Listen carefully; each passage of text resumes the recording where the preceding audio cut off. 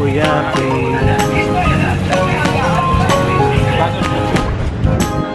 Pilate.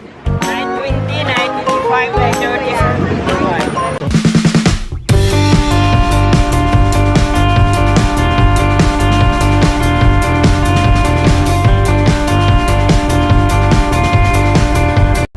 What's up mga kabata? Welcome back sa aking channel. Hello! Kamusta?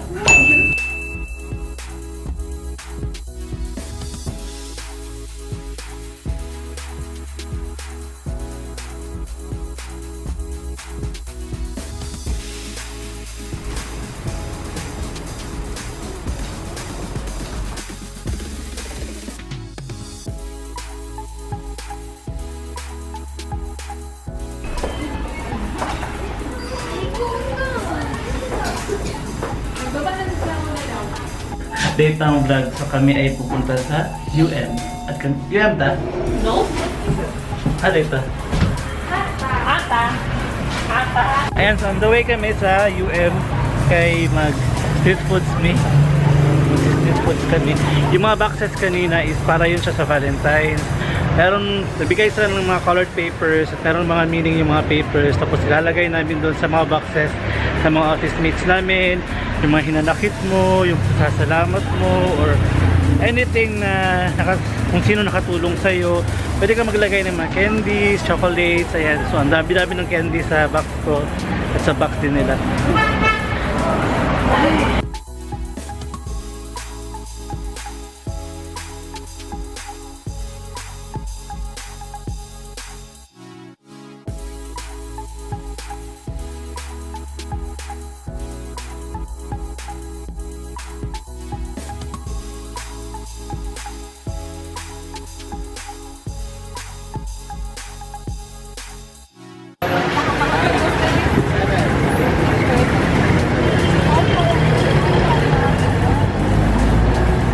Ate?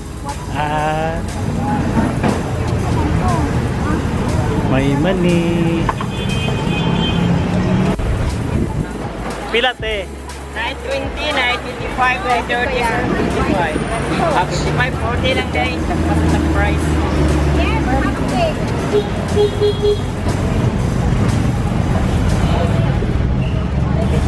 Butter. Yes, Cheese. Wala. 20. Mia, wey.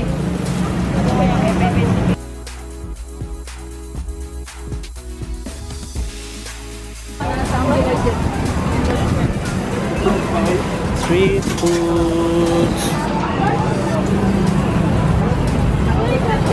Sinamdi ako dali oh. Pwede ba last week? Magpabook?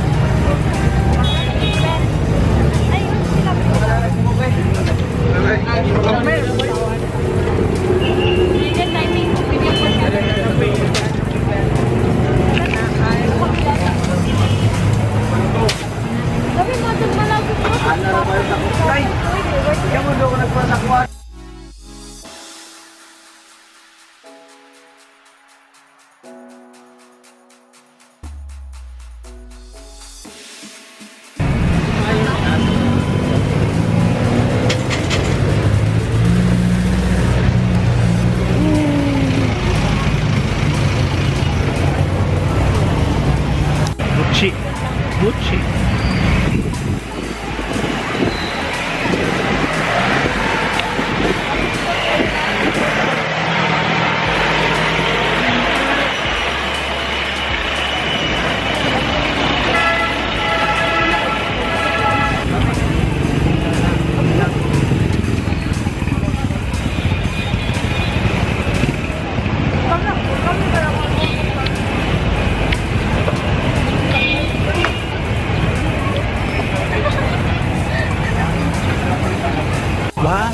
Takoyaki.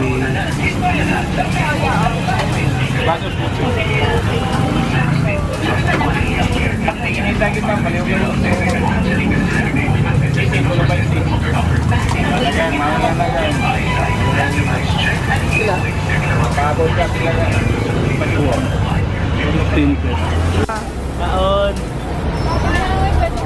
Init na kayo siya.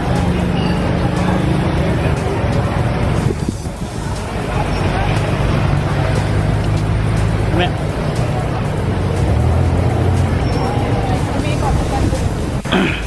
Ayun lang nga, so babalik kami sa office. Maraming salamat sa lahat din ninyo ang aking vlog regarding 7,000 subscribers. Maraming nagtatanong bakit ang daming subscribers pero konti lang yung mga views. Kasi nag-gain ko sila nung nagre-reaction video pa ako. Pero ngayon, I'm doing plain vlogs na lang. May reaction konti pero ang niche ko is more on my lifestyle na ginagawa ko everyday. Then tutorial din about Google AdSense and YouTube, paano kumita, etc. etc. If any more questions, drop nyo lang yung question nyo down below sa comment box. And I'll try my very best na ma-answer ko siya. And guys, based yan lahat sa experience ko. Hindi ko kayo masagot, meaning hindi ko pa siya na-experience. Okay? So kita-kits later.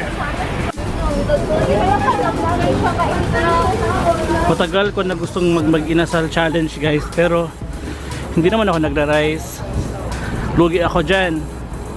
Siguro next time. Hi guys, February 18 Monday meron tayong mukbang. Walang rice pero para siyang restaurant na magpapatikim ng mga food sa amin. Samahan niyo ako dun.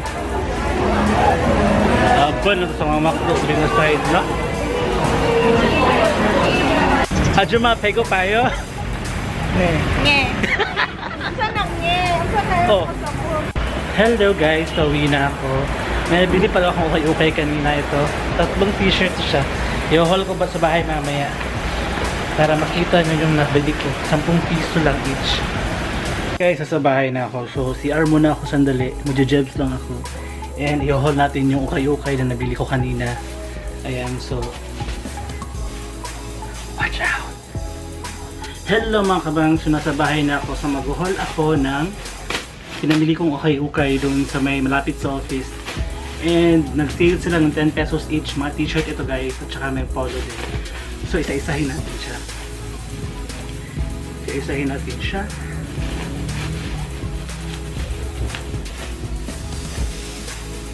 Ayan, ito yung first t-shirt. Para siyang sky blue, nakatulad dito. Ayan. Ayan. So, malaki siya masyado. 10 pesos lang siya guys.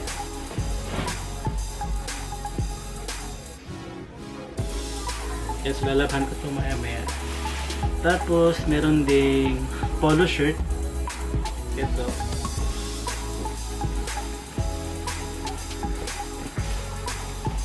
Ayan. Polo shirt na color blue. 10 pesos lang din. Diba? And lastly, yung pinakagusto ko, ito. Long sleeve siya, no color purple. Ayan. Long sleeve. Pero hindi ko siya masara kasi nga ang laki ng tiyan ko. Pero ang bala ko nito is parang magsasando ako sa loob tapos sasapawan ko nito. Ayan. Gusto ko siya kasi yung design niya kakaiba. Like ito oh, meron siyang parang hood sa likod. Ayan.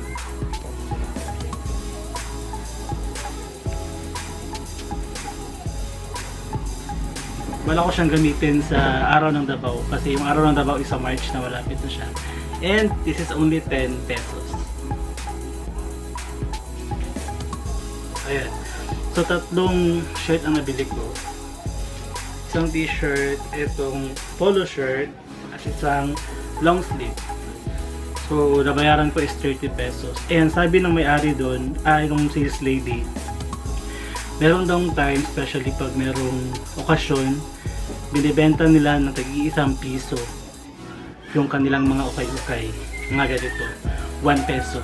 So sabi niya, hiningan niya kami ng contact number kasi nga pag magsisales sila ng 1 piso, ite-text lang niya kami para diretso kami doon. Tulad dito, this is actually 90 pesos daw, normal price sa kanila. Pero since sobrang ang dami na ng kanilang stock, binenta na lang nila ng 10 piso. Ayan siya, ukay-ukay. And okay pa yung kulay niya guys, di ba? Okay pa oh. Kulay niya. Ito, blue parang bago pa. Hindi ko lang alam yung kanyang brand. kung anong brand nito. Brian Walker. Meron pang tag, oh. Brian Walker. Ito is Frontier Series. Frontier Series and wala siyang Van Hosten. Diba? Saktong-sakto. And yung bangs guys, pinutol ko kanina kasi hindi siya pantay, mataas masyado. Dito siya oh. So ginupit ko siya sa office kanina para maging pantay. Ayan. So hindi na ako parating nakaganyan o parati sa cam. And siya nga pala, meron tayong invitation from a salon. And nagtiting kami mga vloggers kung when kami pupunta doon para i-feature yung salon nila. Nakilala namin sila doon sa may Bioskin nung nag-meet and greet si JM de la Serna. And hopefully makapunta kami doon this weekend kasi gusto kong ipagupit tong buhok ko. Ano, pa-facial din tayo doon para maklin yung mukha natin. And that is all for free. Ayan, so maraming salamat Ma'am Hazel for inviting us and see you soon sa iyong salon. And ano pa, sa February 18 once again meron tayong food tasting sa isang restaurant at naimbitahan na naman tayo fortunately, and titikim tayo ng mga foods doon and gagawa din ako ng mukbang at the same time. Diba, ang dami nating mga blessing na natatanggap ngayon. And 2019 is a very good year for us and sana makasweldo na tayo sa YouTube soon. And that's it guys, so i-end ko na yung vlog ngayon para makapag-edit na ako, and yung aking uploading time is 7:30 PM every day. I'll try na every day ako mag-upload ng vlogs, and 7:30 PM yun talaga yung uploading time ko. Meron akong mga naka-standby na vlogs and in-schedule ko na siya para ma-upload diretso pagdating ng 7:30. Ayan, so time check is 7:05. Maya-maya mag-up yung vlog ko about tips on how to reach 1,000 subscribers and 4,000 watch hours. And yung mga do's and don'ts regarding sa tusab, etc. na sana makatulong din sa mga aspiring YouTubers. Anyways, that's it guys. Ang dami kong sinasabi. Thank you so much for watching, and i-end ko na yung vlog, and sorry bro pa rin. And always love your family. Wala sila dito, sila Yuna, sila Grace kasi nasa mall sila. Maya-maya pa sila uuwi. Ingay ng kapitbahay. Anyways, thank you so much for watching guys. Bye!